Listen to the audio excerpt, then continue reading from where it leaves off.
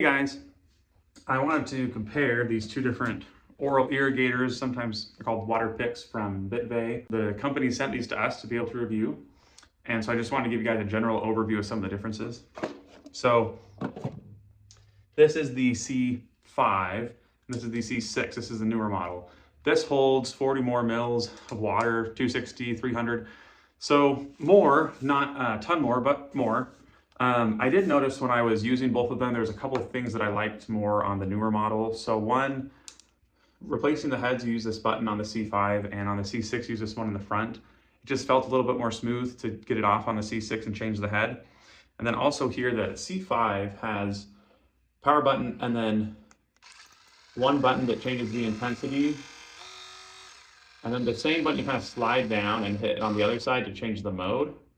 Which for me, I accidentally changed the intensity a couple times when I was trying to change the mode or the other way around.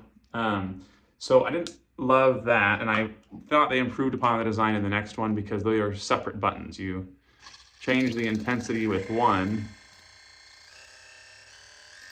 and then didn't quite get all the water out of that, and then you change the mode with the other button.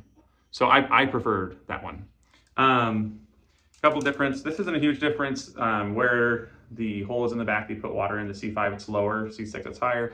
Both of them, though, you can just screw it off if you want to just fill it up, I guess, really fast, or if you need to clean it. And then they both come with charging cables. The C6 also comes with like a little travel carrier if you want to keep stuff together.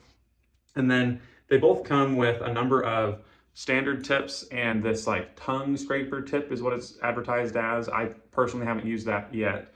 But the C6 also comes with this orthodontic tip. It has kind of some little fibers.